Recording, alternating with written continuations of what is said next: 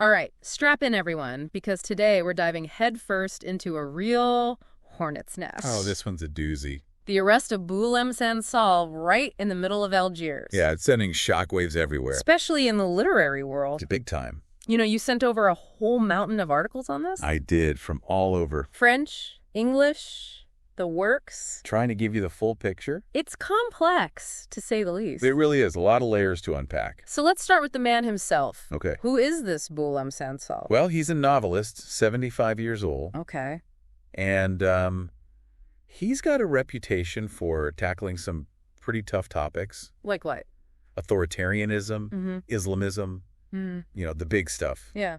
He's not afraid to dig into Algerian history either. Especially some of the articles mentioned the Algerian Civil War. Right, that's a major theme in his work. Memory, justice, identity, all that. It all comes up. And I read, actually, that he just became a French citizen this year. He did earlier this year. So this arrest, this is happening right after he gets French citizenship. Yeah, kind of adds another layer to it all, doesn't it? For sure. So he's not afraid of controversy. We've established that. Not one bit. But what was it exactly that landed him in hot water this time? Well, he was arrested at the airport. In Algiers? Yeah, November 16th. Coming back from France? Yep, just landed and boom. And then what really got everyone's attention was the silence from the Algerian authorities. Yeah, that was chilling. No one knew where he was No. for days. Days, right. And then Macron steps in. Which, I mean, it's serious when that happens. Absolutely. So what are they actually accusing him of? Undermining the integrity of national territory. Okay, that sounds pretty vague. It is, but in Algeria, it falls under a part of their penal code that deals with terrorism. Terrorism? For a novelist? I mean, come on. I know, right? It seems extreme. Even if he's critical, that's a huge leap. It is. But from what I gathered in one of the Le Figaro articles, it looks like they're tying this arrest to some public comments he made. About what?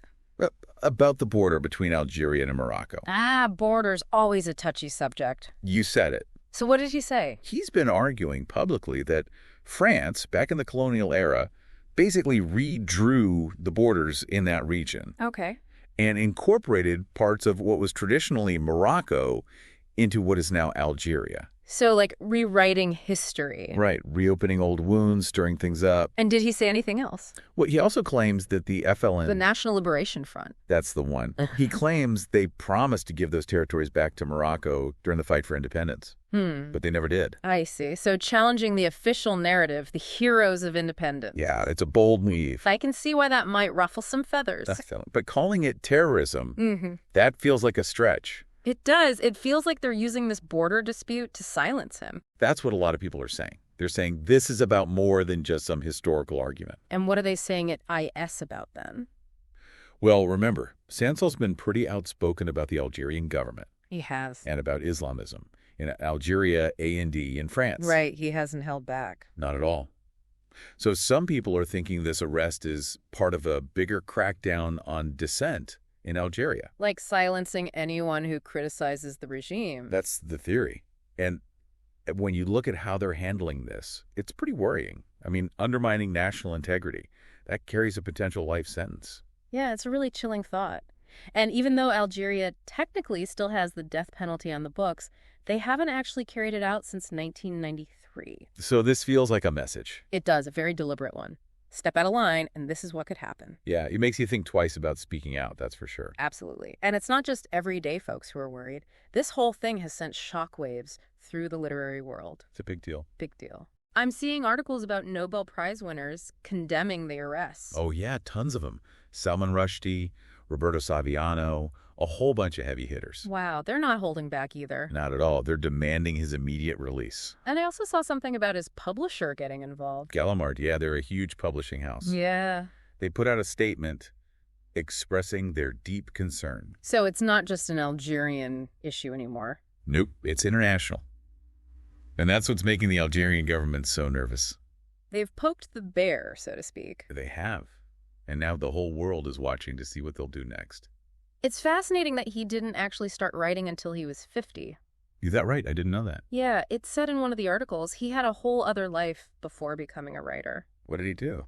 Let's see. Engineer, consultant, even worked for the Algerian Ministry of Industry. Wow, so he's seen the system from the inside. Yeah, which makes his writing even more interesting, don't you think? Absolutely. He's not just speculating, he's writing from experience. And speaking of his writing, there's been a lot of discussion about how his style has evolved over the years. Oh, yeah. In what way? Well, one article described his early work as having a sort of Rabelaisian quality. Rabelaisian, so like satirical and witty. Exactly. A playful use of language, even when dealing with serious subjects. Interesting. Yeah, it mentioned that he drew inspiration from other Algerian writers like Rachid Mamouni and Rachid Boudjadro. Right. Very much rooted in the Algerian literary tradition. But then around 2005, with his novel Haraga, there seems to be a shift. Towards what? Well, the article described it as a more classic, almost melodramatic approach. So less wordplay, more straightforward storytelling. That's the idea. And one critic even compared this later style to Victor Hugo, particularly Les Miserables. Wow, that's high praise. It is. And alongside this stylistic shift, there's a broadening of his thematic focus. So still critiquing Algeria, but expanding outward. Right. Taking on bigger, more universal themes. Makes sense. And this is where his most famous work, 2084, The End of the World, comes in. Oh, yeah. That one made a splash. It did. Published in 2015, won him the Grand Prix de Roman from the Académie Française. Not too shabby. And that book's very explicitly inspired by George Orwell's 1984, right? Absolutely. The title's a dead giveaway. But Sansal uses that Orwellian framework to critique religious radicalism. It's a cautionary tale. It is. About how easily freedom can be eroded in the name of faith. It's interesting, though, that his books aren't actually banned in Algeria. Really? You'd think with all the controversy, they'd try to suppress his work. You would. But they're available, you can find them. He's just a very polarizing figure. Yeah, I could see that. And that whole trip he took to Israel back in 2014. Oh yeah, that didn't go over well in certain circles. No, it cemented his image as being, let's say, not aligned with the official Algerian stance. It's almost as if his entire career has been leading up to this point. Yeah, it's like this arrest was almost inevitable. The culmination of years of challenging the status quo. And it really highlights the power of words, doesn't it? It does. The power of literature to provoke, to inspire, to enrage. But also the danger that comes with that power. The risk you take when you speak truth to power. Especially when that power isn't exactly known for its tolerance of dissent. Right. And it's not just his writing about Algeria that's got people talking. He's also been pretty vocal about what he sees as the growing influence of Islamism in France. Oh yeah, that's a whole other can of worms. It is. Yep. And those views have really resonated with certain segments of the French political spectrum. Right, particularly. Yeah, they often point to him as someone who's not afraid to say what they think needs to be said. It's a complex issue, for sure. And this whole situation with his arrest just brings all those tensions to the surface. Yeah, it's like everything's colliding. History, politics, religion, freedom of expression. It's a mess. A fascinating mess, though, wouldn't you say? Definitely. It's the kind of story that keeps you up at night thinking about all the implications. And speaking of implications, one of the articles brought up a possible link between his comments about Morocco's borders and his pro-Israel stance. Oh, that's an interesting angle. How do they connect those two? Well, they suggest that his comments, especially given his support for Israel, are a deliberate provocation. To do what? To stir up trouble, to create tensions in a region that's already volatile. That's a pretty serious accusation. It is, and it highlights the complexities of these geopolitical relationships. I mean, we have the whole Western Sahara conflict going on. Right, with Algeria supporting the Polisario Front against Morocco. Exactly, and then you have France recently recognizing Morocco's claim over Western Sahara. Which really upset Algeria. Understatement. It was seen as a betrayal. So Sansal's wading into a minefield here. He is. And it seems like he's stepped on a few mines already. Yeah, this whole situation is like a microcosm of all the tensions swirling around in that region. It's fascinating, but also a little terrifying to see how it all plays out. I know. It's like watching a slow-motion train wreck. You know it's going to be bad, but you can't look away. And in the middle of it all is this writer, this individual who's now become a symbol for something much bigger than himself. Yeah, it's like he's become a lightning rod for all these different forces. History, politics, religion, freedom of expression, it's all converging on him. And the outcome is anyone's guess. Exactly. Yeah. We're just at the beginning of the story, and it's going to be a wild ride. It really does make you wonder, where do you draw the line? What's fair game and what's crossing the line? It's a question people have been wrestling with for centuries. Yeah, in this case, Sansal's case, just brings it all into focus. It does. But one thing that struck me reading through these articles is that even with all his criticisms, he still lives in Algeria. He does. He could have left, lived somewhere else, been safer. Oh, for sure. Plenty of writers in his position choose to self-exile. But he didn't. He stayed. Which makes you think, why? Why risk it? It's a good question. Maybe he felt like he had to stay, to speak truth to power from within. Could be. Or maybe it's just home. Home is complicated. Ain't that the truth? We talked a bit earlier about the international response, but it's really blown up since then. Oh yeah, this is way bigger than just one writer being arrested. The articles are full of condemnations. From everyone. Writers groups, human rights organizations, even politicians are getting involved. It's become this rallying point for freedom of expression. It has. It's like people see this as a test case. If they can silence him, who's next? Exactly. So everyone's watching, waiting to see what happens. And what about the French government? What are they doing? I mean, Macron made a statement, but has there been any action? Well, Macron's statement was pretty strong, actually. Yeah. He used the phrase grave concern. Oh, that's not just diplomatic politeness. Not at all. That's code for we're not happy about this. And the French foreign minister went even further, called the detention unacceptable. Yeah, they're putting pressure on Algeria, demanding his release. So there's real tension brewing between France and Algeria now. There is. And remember, their relationship was already a bit rocky. Case of Western Sahara, right? Exactly. Yeah. France siding with Morocco on that really upset Algeria. It's like this whole situation is just pouring salt on an open wound. Yeah, and it's hard to see how it ends well for anyone involved. It really highlights how sensitive the relationship between France and Algeria is. So much history there, so much baggage. It's like they're constantly trying to figure out how to move forward without tripping over the past. And freedom of expression, unfortunately, often becomes the battleground in those struggles. It's almost like a clash of values, isn't it? It is. Two different ways of looking at the world, at the role of dissent in society. So what happens now? What are the possible outcomes here? Tough to say. The Algerian legal system is pretty opaque. Meaning, we don't know what's going on behind closed doors. Hmm. There's no guarantee they'll even give him a fair trial. And international pressure might not be enough to sway them. It might not. They could just dig in their heels, ignore everyone. So we're left waiting, not knowing what's going to happen. For now, yeah. But even as we wait, it's important to keep talking about this, keep the pressure on. So they can't just sweep it under the rug. Exactly.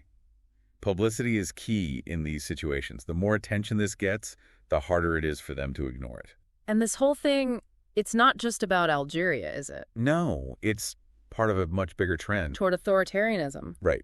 All over the world, you see governments cracking down on dissent, trying to control the narrative. And they're getting more sophisticated with their methods. Oh, yeah. Surveillance, censorship, disinformation. It's a whole new level of digital control. It's scary, honestly.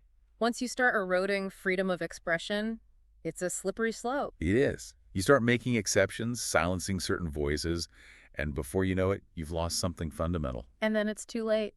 So it's a reminder that we can't take these freedoms for granted.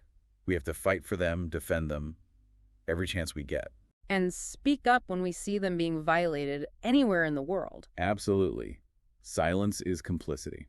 We mentioned earlier that Sansal has won a bunch of awards for his work. He has some of the most prestigious literary prizes out there. And I read that there's even talk of him being elected to the Académie Française. Oh, wow, that's a big deal. Yeah. They're like the guardians of the French language. Exactly. They're very selective about who they let in.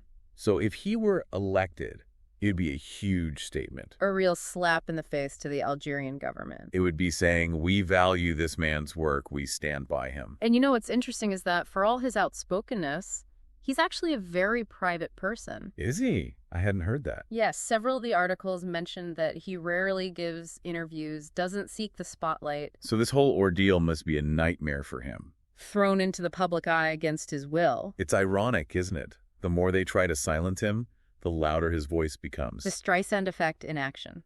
Exactly. It's like they've inadvertently turned him into a martyr for freedom of expression. And now the whole world is watching to see what they'll do with him. It's a fascinating case study, for sure. But a chilling reminder of how fragile freedom can be. Especially in a world where authoritarianism seems to be on the rise. It makes you wonder, where are we headed? What's the future of freedom of expression? That's the big question, isn't it? And I don't think anyone has the answer right now. But one thing's for sure, we can't just sit back and watch it all unfold. We have to stay engaged, keep pushing back against these forces that want to silence dissenting voices. Because if we don't fight for freedom of expression, who will? Exactly. It's a fight that requires constant vigilance, courage, and solidarity. And it's a fight worth having. Because in the end, freedom of expression is essential not just for individuals, but for the health of any society. Well said. It's the foundation of democracy, of progress, of innovation. Without it, we're all in trouble. Okay, so we've been talking a lot about the political and social ramifications of Sansal's arrest. Right, the big picture stuff. But I want to zoom in a bit, focus on something that really resonated with me from the articles. Oh, what's that? They talk about how Sansal weaves his personal experiences into these grand historical narratives. He does. It's one of the things that makes his writing so compelling. Yeah, he's not just giving you dry facts and figures. No, it's more like he's inviting you into his world, his way of seeing things. But he does it in a way that's both realistic and allegorical. Right, there's this blend of the real and the imagined. It's like he's creating a tapestry, weaving together different threads of meaning. And it's through that personal lens that he explores these bigger themes, like identity and memory. Exactly. He's not just talking about history. He's living it, breathing it, making it personal. And he manages to do all of this while still maintaining that sharp wit and humor that we talked about earlier. He does. It's remarkable, really. Because it's not easy to make people laugh while also making them think deeply about serious issues. It's a rare talent. And it's probably what makes him so dangerous in the eyes of the Algerian authorities. It's like his humor disarms you, makes you lower your guard, and then bam, he hits you with these sharp insights. He's subversive in a way. He's not just stating facts. He's challenging your assumptions, poking fun at the powers that be. And that's what they can't stand. They want obedience, conformity. Right. They want everyone to fall in line to accept the official narrative without question. And Sansal just refuses to play that game. He's a thorn in their side, and they don't know how to deal with him, except to try to silence him. Which, as we've seen, has backfired spectacularly. Oh, yeah. It's like they've inadvertently made him even more famous, more influential. His story is resonating far beyond the borders of Algeria. It is. It's become this global rallying cry for freedom of expression. And a reminder that the fight for freedom is never truly over. We have to keep fighting for it, defending it, cherishing it every day. Because it's precious and it's fragile. Amen to that. Now, I want to shift gears a bit and talk about something specific that one of the articles mentioned. Okay, I'm listening. It talked about how Sansal often uses humor as a way to address difficult subjects. Oh, yeah, that's a key part of his style. Like, even when he's talking about the Algerian Civil War, a brutal and tragic conflict, there are these moments of dark humor sprinkled throughout his work. It's a way of coping, I think.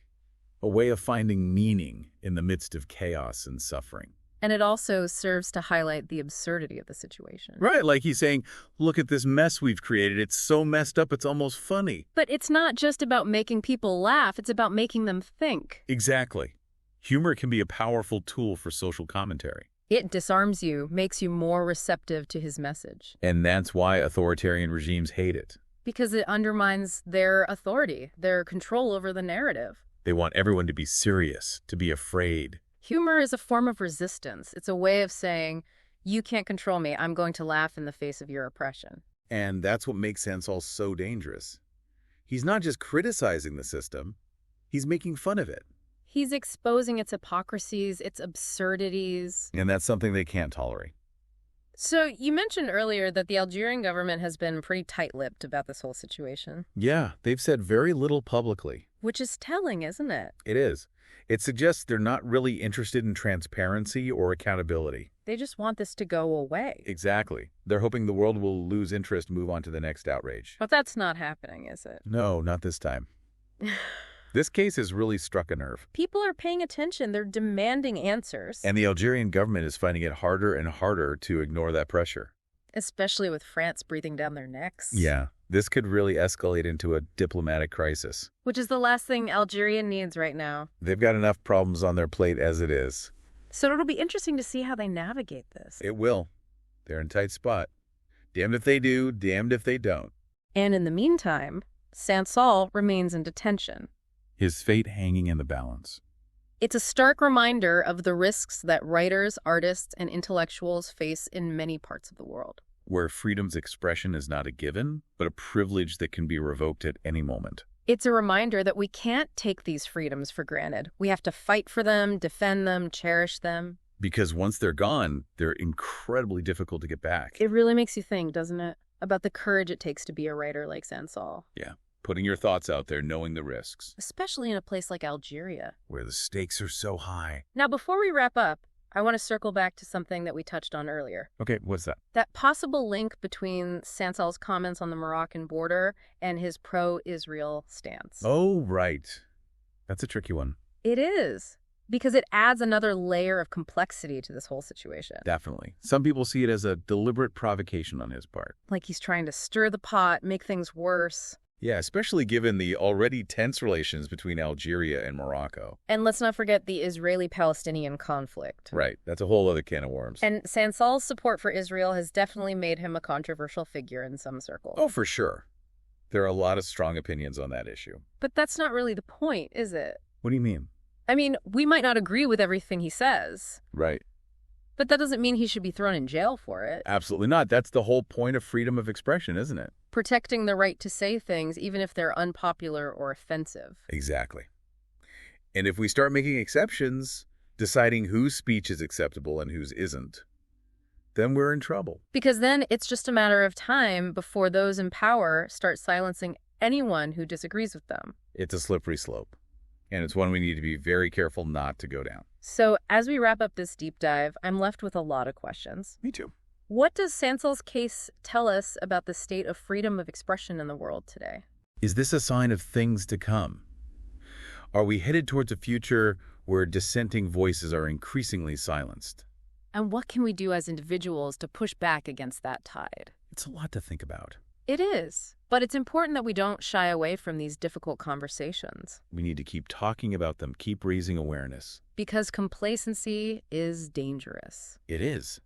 If we want to live in a world where freedom of expression is truly valued and protected, we have to be active participants, not passive bystanders. And we have to be willing to stand up for those who are being silenced, even if we don't agree with everything they say. Because their fight is our fight. And the fight for freedom of expression is a fight worth having. Absolutely. It's a fight for the very soul of humanity.